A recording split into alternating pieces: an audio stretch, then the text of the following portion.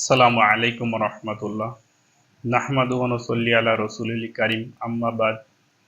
আউযু বিল্লাহি মিনাশ শাইতানির রাজীম। বিসমিল্লাহির রহমানির রহিম। রাব্বি ইশরাহ লি সাদরি ওয়া ইয়াসসির লি আমরি ওয়াহলুল উকদাতাম মিন লিসানি ইয়াফকাহু কাওলি। ইসলাম মানব জীবনের জন্য আলোকবর্তিকা। ইসলামের আলোয় আলোকিত জীবন গঠন একজন মুসলিমের একান্ত কাম্য।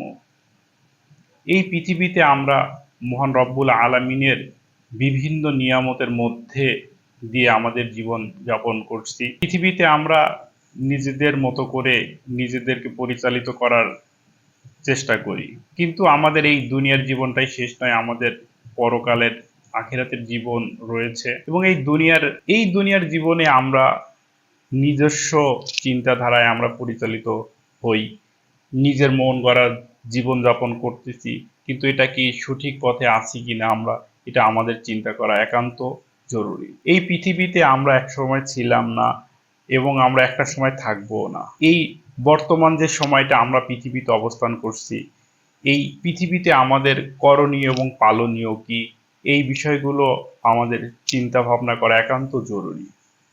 জীবনের এই চলার পথ কখনো মসৃণ হচ্ছে, কখনো উঁচু নিচু হচ্ছে। এই দুনিয়ার জীবনে আমরা বিভিন্ন কষ্ট, বিভিন্ন সুখের মধ্যে দিয়ে আমাদের জীবন অতিবাহিত হচ্ছে। একজন মুসলিম হিসাবে পারফেক্ট লাইফ কিভাবে গঠন করতে হয়, এটা আমাদের জানা একান্ত জরুরি। সুন্দর একটা জীবন আমরা কিভাবে গড়তে পারবো, আমাদের এই সময় যে চলে যাচ্ছে, এই সময়টা তো আমরা আর ফিরে পাবো না। এই সময়ের মধ্যেই যেন আমাদের নিজেদের জীবনকে সুন্দরভাবে গড়তে পারি, এই জিনিসটাই আমাদের প্রতিটা মানুষের মধ্যে চিন্তা থাকতে হবে। আল্লাহ তাআলা এই পৃথিবীতে আমাদের সৃষ্টি করেছেন কেন, এবং এই পৃথিবীর সৃষ্টির উদ্দেশ্য কি, এবং আমাদের দায়িত্ব কর্তব্য কি, এই বিষয়গুলোকে আমাদের একান্ত চিন্তা ভাবনা করতে হবে। মহান রব্বুল আলামিন পৃথিবীতে আমাদেরকে সৃষ্টি করেছেন তার ইবাদত করার জন্য। তাই তো মহান রব্বুল আলামিন পবিত্র কোরআনের ৫১ নং সূরা জারিয়াতের ৫৬ নং আয়াতে বলেছেন, ওমা খলাকতুল জিন্না ওয়াল ইনসা ইল্লা লিয়াবুদুন।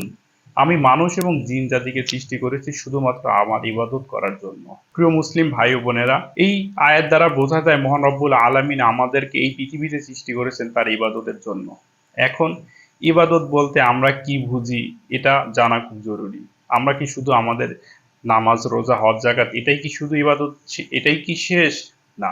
একজন মুসলিমের প্রতিটা মুহূর্তই তার ইবাদত, কিন্তু সেই কাজটা হতে হবে রাসূলুল্লাহ সাল্লাল্লাহু আলাইহি সাল্লামের জীবন আদর্শ মোতাবেক হতে হবে। কোরআন ও হাদিসের আলোকে আমাদের জীবনকে অতিবাহিত করতে হবে।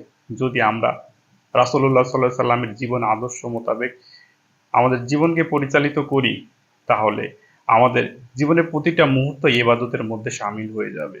এই দুনিয়ার জীবনটাই আমাদের শেষ নয়, পরকালের অনন্তকালের আখিরাতের জীবনটা আছে। তার জন্য আমাদের এই দুনিয়ার জীবনটাকেই গঠন করতে হবে। প্রতিটা দিন, প্রতিটা মুহূর্ত সময় চলে যাচ্ছে, এই সময়গুলো আমরা আর ফিরে পাবো না।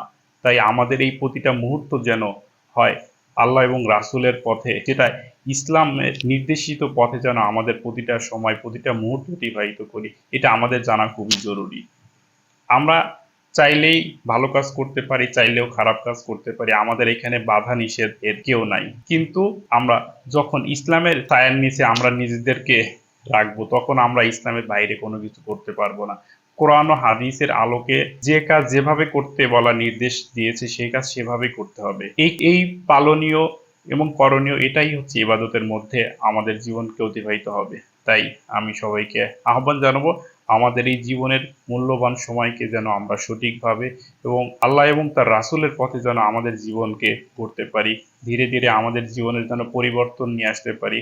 আমাদের ভিতরে যে খারাপ যে কাজকর্মগুলো আছে, আমরা যেন দিনে দিনে সেগুলো দূর করে দিতে পারি, এবং আমরা চেষ্টা করব সবসময় যেন আমরা ভালো দিকে থাকতে পারি, মন্দ থেকে আমাদের জীবনকে পরিহার করতে পারি। তাহলে দুনিয়া এবং আখিরাতে আমরা সফলতা হতে পারবো। সবাইকে মোবারকবাদ জানিয়ে আমি আমার আলোচনা এখানেই সমাপ্তি টানছি। ওমা তাওফিকি ইল্লা বিল্লাহ। আসসালামু আলাইকুম ওয়া রাহমাতুল্লাহ।